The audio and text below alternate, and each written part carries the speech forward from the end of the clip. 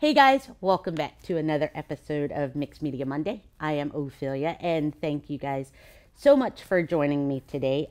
If you're new here, thank you so much for clicking on this video, and just welcome to my little world of art, if you will.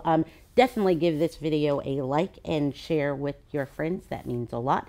If you've been here for a while, thank you so much for continuing with me on this journey as I just find my way around this art space. So today I thought it would be neat to kind of, well, let's just back up. We're talking about this sketchbook that I have. And so in a video that we have done before where I did a video or a sketchbook flip through, and I'll make sure that it's linked somewhere. What we realized and what I realized in that whole video is that, or after that video, is that this guy, whatever you want to call it, a sketchbook, an art journal, a diary, a brain dump, whatever it is, this honestly is just for me a tool. It's like a container. And a lot of times I will use this in a variety of ways. If I want to sketch something, perfect. If I want to journal, perfect. If I want to put my grocery list in it, perfect. Whatever it is that you use this for is okay. And so today I thought it would be neat to kind of show you another way that I end up using this almost as a design tool or a like a tryout-ish of things before I actually go to canvas. So I've got my sketchbook here. I've got some paints, some tape, which they make this, it's called Pro Artist, and it comes in a variety of widths. So I just brought this one along to show you guys the packaging and how I'll use it in a second. But I've just got me some paints here on my palette, and my regular painting tools, just a variety of brushes, a palette knife, my fingers, and no episode would ever be complete without my trusty Jumbo Jet black pencil. And I should also mention, I've got my Jumbo Jet black pencil, but I've also got, is it a raffiné? Is that how you say this professionally?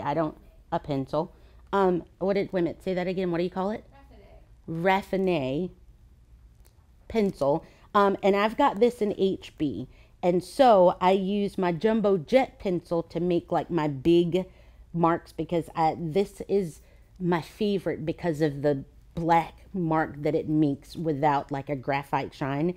I will use any pencil, honestly, that I have on hand, but something in not like a 9B or anything like that, an 8B, just something in like a mid-range grade, just to give me some baby marks. So these are my mark making trusties, like my big bold marks, and then like tiny little baby in the background marks. So I will go ahead and get started, but yeah, let's just go right ahead into it.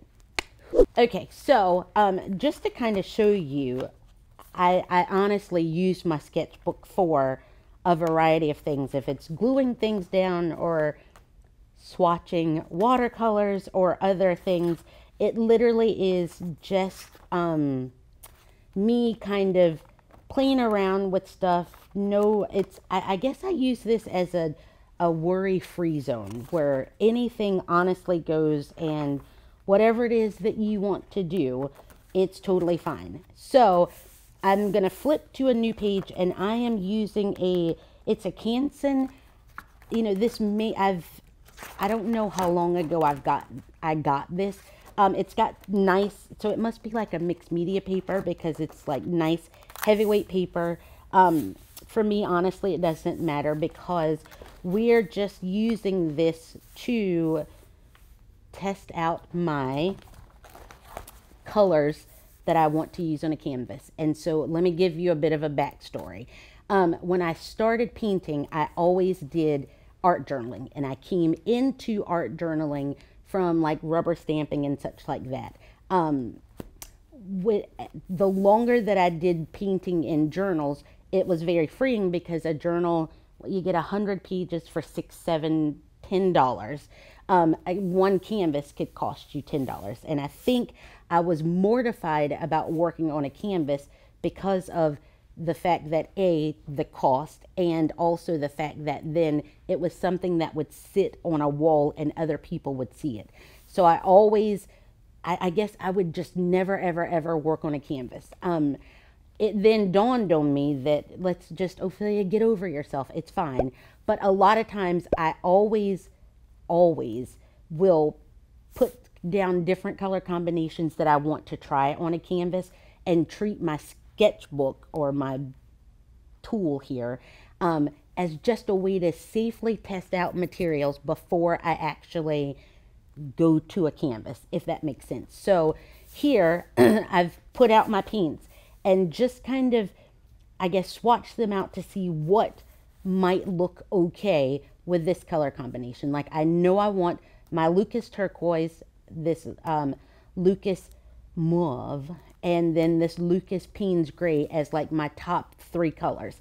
And of course I always have white just to bring things back down. What I want to test here then is to see if this 615 Sennelier abstract color would look okay with it, the Matisse Australian Green or the Matisse Australian Sienna.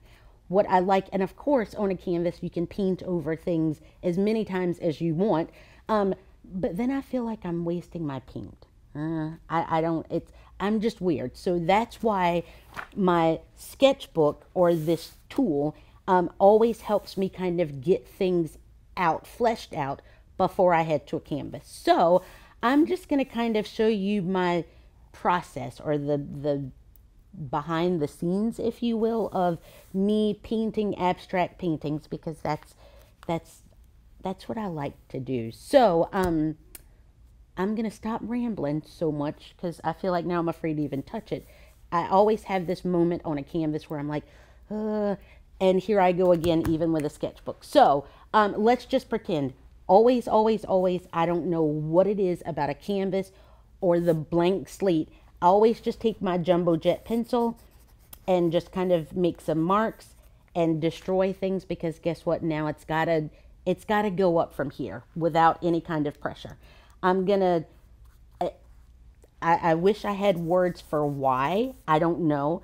But I always put my marks down, and then I will immediately cover it. I don't know why. I think it's one of those, what do people do when they, like, their rituals for showing up? I don't know. But this is what I always do, and I just love that it gives me a nice gray kind of a backdrop. I don't know what it is. I also think that I like having those marks show up afterwards. So now I'm just grabbing paints, and I know I'm going to keep this right here.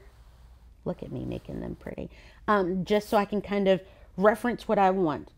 I know I wanted this turquoise to be kind of up at the top, almost like my skyline. I don't know correct terminology. And I don't care that I've gone across the tape. Usually I've taped off everything so I can have myself a nice border. I don't know why, because I usually never keep the tape parameters. I'm pretty bad about going over things, but I will say I always keep the bottom empty so that I can write myself some notes about my thoughts. So that's why I usually try to save myself some space down on the bottom. Here in the middle, I've got my turquoise, and I might even come back and make it a little bit heavier up top. But I want things to kind of fade from that darker. And there goes the brush. I don't know what it is, even on a canvas, on a paper, or whatever. I always blend things out with the sides of my hands. Just, I don't know. And so then, what do I do? Now I want to come in with my darker color. And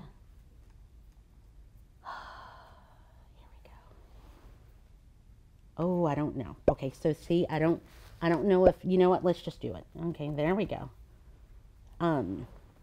This one, it honestly should not require me as much thought, but I am the one, and maybe we all are, the ones that are just the worst in our heads with decisions. It's like, you know what, just do it. It's paint. Acrylic paint is pretty forgiving, I feel. But I'm always the worst one at overthinking things. So now I've got some of this dark Payne's Gray, which is, it's just one of my favorites for adding drama or automatic interest. I don't know what we want to call it. This is also the time that I love to just kind of make marks and such with my palette knife. I might even come back and add a little bit of a situation over here, maybe. Let's just test things out. All right. I might even bring some of that down. Okay. Alrighty. And so, I'll figure that situation out here in just a minute, because that, I clearly went off the top of the page. But, I'm going to take my, all right, let's do this. Put these in the water, and let's just go ahead and use my tiny baby marks. And I love this one for the fact that, I don't know if you guys probably can't even see, but it gives me marks, but they're very silent. And so that's the silent. Yep, I love the silent marks that it makes. Just that they're kind of in the background and you really don't even get to see them. So I'm going to let this dry up a bit. I like the background as it is. And now I'm going to go ahead and start adding in some details and finish this up. So let me dry this and I'll be right back. Okay, so now it's kind of decision time. And that's where I always struggle. And it's, you know what, again, this is where it's like, get out of your head and let's just do it. So what I do know, automatically looking at this and while it's drying, and I should say at home, I usually have this going and something else going, so I don't usually have to use the hair dryer because I just come back to it. But as I was drying this and looking at it, I do know I want to bring some of this dark, very dark, up top here into this light space. Nothing very dramatic. I'm just going to take my palette knife and kind of make myself some lines like so. And I might even, and the beautiful part is, which I don't know if anybody can even see this, I think it came in a pack, so it might be a Soho palette knife. But I like that it's got this very long edge and then also this little short edge. And I will use that short edge to just kind of get my way into certain areas where I don't need a lot of something, but I just want a tiny bit. I don't even know if I'm making sense as I try to talk my way through this because it's very hard to talk and paint. So my three options. I think I'm going to go with this yellow-green, but I know, and I'll show you up top here what I mean. It's a very transparent color, so it's not really going to show itself off very much in all of this massiveness that I have going. So automatically, I'm just going to mix it in with some titanium white, and I'm doing this off to the side, but I'll show you what. Now I'm just making messes. So I've got myself just a little pile of it that I'm just going to mix in with the white here because I want it to show off some. And if that goes wrong, then we'll figure out something else. But this, again, this is my safety net, if you will. So all we're doing is trying it. Alrighty, so with what's on my brush, maybe I'll go like there. Yep, see, I like it better when it's got some why am I always off center? Opacity to it. So let's just do that, maybe. And then I'm going to bring my palette knife back in, and I've got my longer side, and then I'll take that shorter side and maybe do something there and do a little bit there. And then I'm going to get my jumbo jet here because I'm going to start like my heavy mark making, maybe. And I'm going to scoot that for a second so that I don't know why I needed to make that noise, but what I find also whenever I'm working at home is the more I overthink my marks, the more then it seems unnatural and I have to stop myself and just go with it. So what if I did like a there, and if I take some of this, oh, you know what? All right. What if I take some of that 615 orange color, and let's just see what it does. Well, I'm moving things. I don't want to go ham with it, but what happens if I just put some like so? And maybe some there. And since I've introduced it now, so that it won't look out of sorts, I'm just going to take a smidgen and let's go there.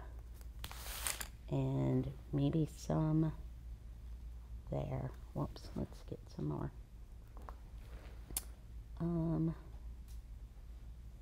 Okay, see, stop overthinking it, Ophelia. You don't. Let's even put a tiny bit there.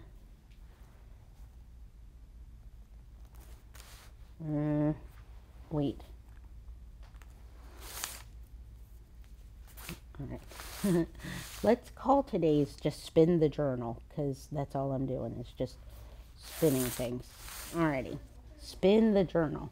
Now, I think I even want to brighten things up a bit and bring some of this white back in, which, let's clean my brush.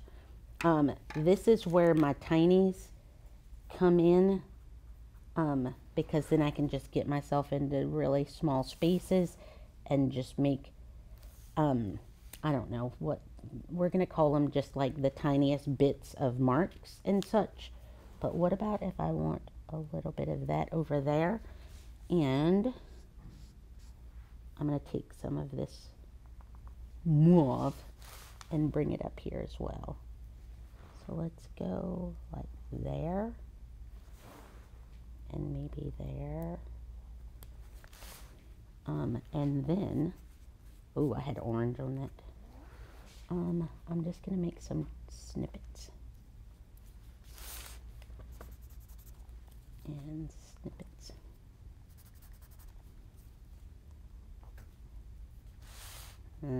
Let's see what happens. And one thing that I know is the hardest thing for me, especially whenever I'm painting, and you know, a lot of people will say, well, how do you know when to call it quits? And, or how do you know when to call it just done? And when I say I promise, and if someone would have said that to me, I'm like, you know what, I asked you a question, so you should give me an answer.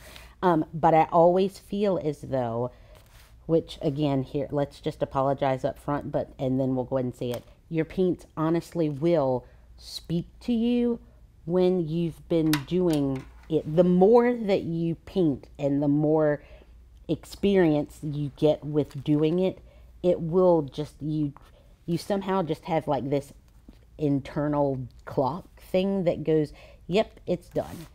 And so I'm feeling, and I always try to listen to that internalness, because then we all know, what happens when it's like, okay, now we've gone too far. So I think I want another. I got all ends of the brushes in all the brushes are now dirty. But let's give him a little bit there. And then I think, let's get ourselves. Okay. And then I'm going to let this dry up for a bit. Take my tape off and give myself some pointers on it, because I left off, and I don't, maybe it's a good idea to do 2 or 3 of these, or take this and then go to a canvas and do 2 or 3 of those in a series. I don't know. To work out, like, I wonder what it would have looked like with this yellow Australian sienna. But for now, I think we're just going to leave this. No, we're not. No, no. I saw something. See, it's called, it already spoke to me, but I'm not listening. So, and we should have. All right. Because that had water. But it's okay. The one beautiful part for me, and I think I love abstracts for this reason, is there is no roadmap. You just kind of, you do whatever it is. I don't even know how to describe it, but that's why I just love creating abstracts, because there's just this whole freedom that you don't have a roadmap, and so you kind of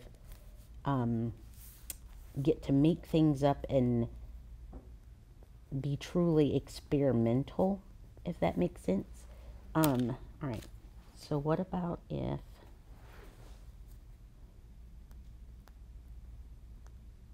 okay, all right, now I'm gonna let this dry, and then we're gonna take this tape off, and I'm gonna figure out life after that. So I'll be right back as soon as I dry this up.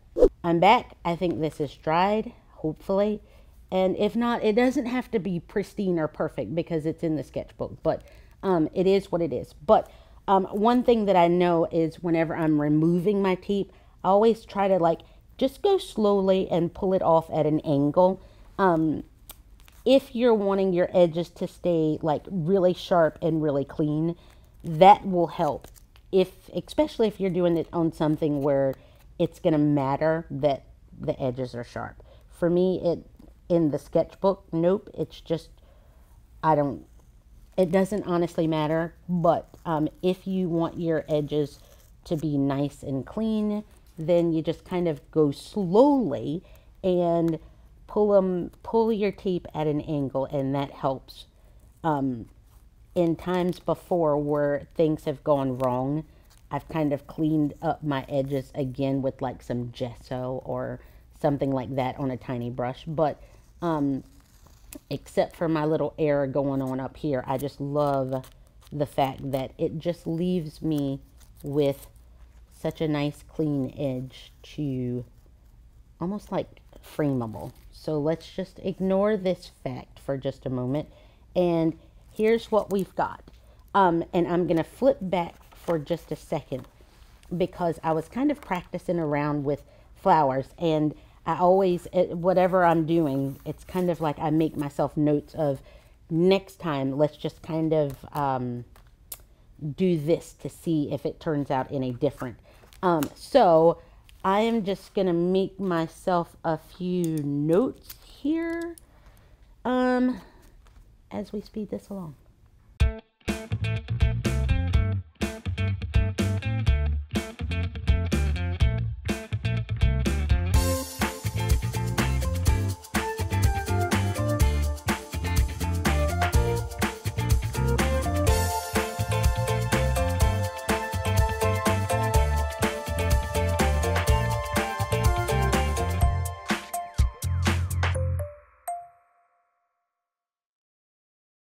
Okay, alrighty, so I think my lesson learned here, and I just made myself a note in thinking that this may be a series where you one to the other, and probably we're on a boat ride, sorry, but one of my greatest inspirations, I took workshops in the past with Bob Burridge, and he always talks about using your sketchbook as like, he always goes into a studio and starts out his sketchbooks and gets his ideas down on paper before he paints. And I've always loved that, and he is just such an inspiration to me always. But one thing that I noted here when I referenced this Matisse Australian Sienna is that I tried it here with white so that it can be a little more opaque, and then I left it. And one thing that I even said here in my notes is that maybe this then can be a series. That's going to bother the mess out of me, but it's okay. This can be a series, and we push this one idea into more paintings. But this is kind of how I use my sketchbook or my journal or my thing. It's my tool, and I encourage you to do the same thing. And definitely, if you want to share ways that you use your sketchbook, make sure that you find us on Instagram at Jerry's Artorama and at Ophelia Staton, and just kind of show us the way that you use this guy as a design tool. And thank you guys so much for watching, and I'll see you next time. Bye. Done. Yeah. Woo, woo, woo. 75 takes. How much time? How much time? Don't you slow clap me, guy with no shirt on. 40 minutes. 40 minutes?